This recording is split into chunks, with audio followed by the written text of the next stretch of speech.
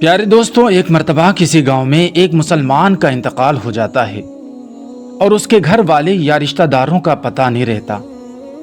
और जब किसी मुसलमान का इंतकाल हो जाए और हालात ऐसे बन जाएं कि उसके घर में कोई भी मौजूद ना हो, तो ऐसे में गांव वाले और आसपास के लोग ये जिम्मेदारी संभाल लेते हैं। ये इस्लाम की खूबसूरती है कि इस दुनिया को छोड़कर जाने वाले को हम गुस्ल देंगे और उसको दफनाने का भी इंतज़ाम किया करेंगे। दोस्तों, उसी तरह से जब एक मुसलमान शख्स का इंतकाल हुआ तो उसके घर में कोई भी ऐसा मौजूद नहीं था जो उसको दफनाने का इंतज़ाम करता। इसीलिए गांव वालों ने ये जिम्मा लिया कि उस मुसलमान को गुस्ल दिया जाए और गुस्ल के बाद जिस तरह नमाज जनाजा अदा की जाती है उसी तरह उसकी तैयारी की गई।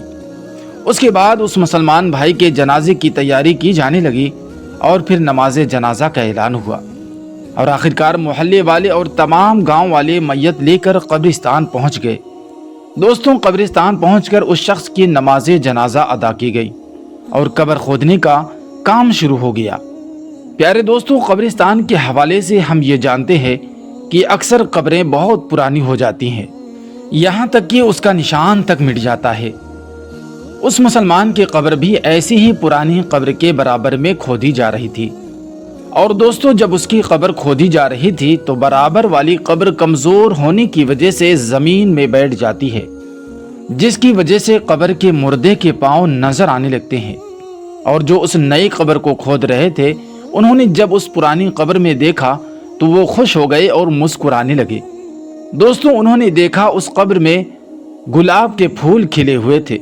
ये देखकर लोग हैरान रह गए कि आज से पहले कई कब्रें खोदी हैं, कई कब्रें देखी हैं जिनके ऊपर तो कई फूल और दरख्त नजर आते हैं, और दरख्तों के साए में भी हमने बहुत सी कब्रें देखी हैं, लेकिन कब्र के अंदर कभी फूल लगे हुए नहीं देखे। दोस्तों, इस मंजर को देखने के बाद लोग ये फैसला करते हैं कि ये आधी कब्र तो खुल चुकी है, तो क्यों ना इसकी अच्छी तरह से फिर से तामीर कर दी जाए।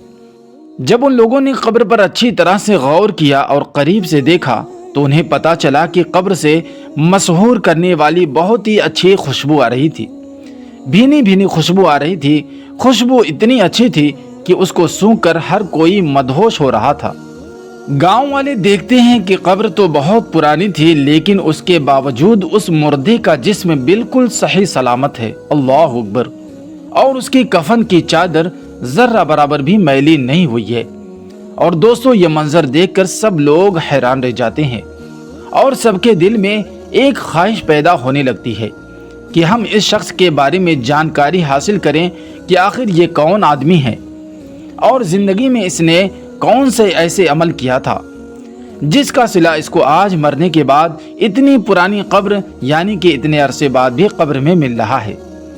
और ये ऐसा कौन सा अमल करता था और ऐसा कौन सा काम करता था जिसकी वजह से उसकी कब्र से इतनी अच्छी खुशबू निकल कर आ रही है।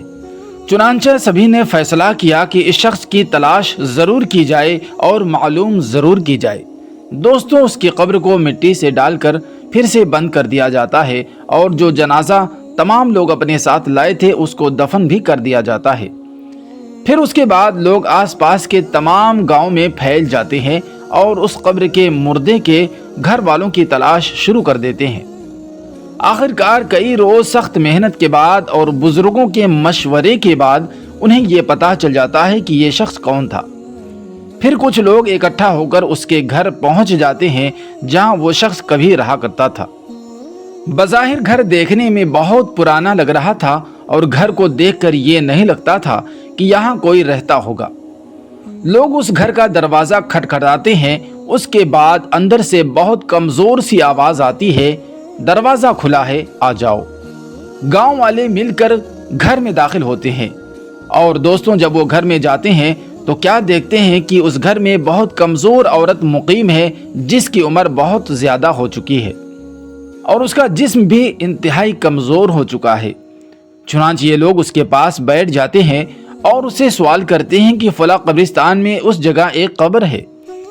बताया ये गया है कि उस कब्र का ताल्लुक आपके घर से है, तो आप हमें बताइए कि वो कब्र किसकी है और हमें आप ये बताइए कि हमने कब्र में एक बहुत अजीब मंजर देखा है कि उस कब्र के अंदर से खुशबू आ रही थी और गुलाब के फूल قبر کے اندر کھلے ہوئے تھے، اور یہاں تک کہ قبر کے مردے کا جسم بالکل صحیح سلامت تھا اور اس کا کفن تک میلا نہیں ہوا تھا۔ آخر وہ شخص کون تھا؟ یہ سب سن کر وہ بوڑھی عورت ایک لمحے کے لیے تو خاموش ہو جایا کرتی ہے اور پھر کہتی ہے کہ وہ میرے شوہر ہیں، وہ میرے شوہر کی قبر ہے جو جوانی میں انتقال کر چکے تھے، وہ مجھے چھوڑ کر چلے گئے تھے۔ لوگ سوال کرتے ہیں آخر آپ کے شوہر ایسا کون سا عمل کرتے تھے کہ آج بھی ان کا جسم بالکل صحیح سلامت ہے اور قبر میں سے خوشبو اٹھ رہی ہے؟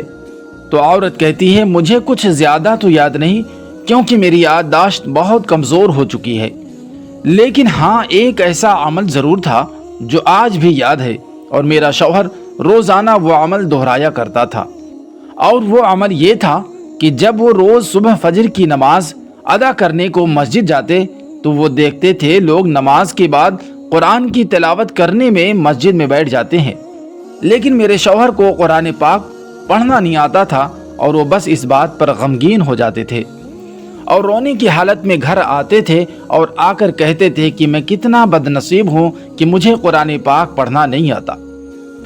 وہ گھر میں رکھے قرآن پاک کو ادب سے چوم کر اپنے سینے سے لگا لیتے تھے اور ان کے آنکھوں سے آنسو جاری ہو جاتے، اور قرآن پاک کو کھول کر جو بھی آیتیں ان کے سامنے آتی اس پر وہ اپنا ماتھا پھیرتے اور کہتے کہ اے اللہ، تو نے اس کتاب میں جو کہا ہے، جو تیرا کلام ہے وہ حق ہے، وہ سچ ہے، اور تو سب سے بڑا سچا ہے، اور تیری یہ کتاب سچی ہے۔ اور وہ کافی دیر تک مختلف آیتوں پر اپنے ہاتھ کو پھیرتے اور یہ الفاظ دہراتے رہتے تھے اور ان کی آنکھوں سے آنسو لگاتار بہتے رہتے۔ اس کے بعد وہ قرآن کریم کو چوم کر اسے سینے سے لگا لیتے تھے اور اس کو اپنی جگہ پر رکھ دیتے، اور یہ کام میرے شوہر روزانہ کیا کرتے تھے۔ مجھے لگتا ہے کہ یہ وہی عمل ہے جس کی وجہ سے ان کی قبر سے یہ خوشبو مہک رہی ہے۔ پیارے دوستو، قرآن پاک سے محبت کی یہ ایک چھوٹی سی مثال آپ کے سامنے پیش کی گئی ہے۔ آج کل کتنے ہی ایسے لوگ ہیں جن کو قرآن پاک پڑھنا بھی آتا ہے، پھر بھی وہ قرآن پاک نہیں پڑھتے ہیں، بلکہ بعض لوگ تو ایسے ہیں جو قرآن پاک پڑھنے کے بعد اس کو بھول چکے ہیں۔ اللہ پاک سے دعا کرتے ہیں کہ اللہ پاک ہمیں اور آپ کو قرآن پاک پڑھنے اور اس پر عمل کرنے کی توفیق عطا فرمائے۔ آمین یا رب العالمین۔ السلام علیکم۔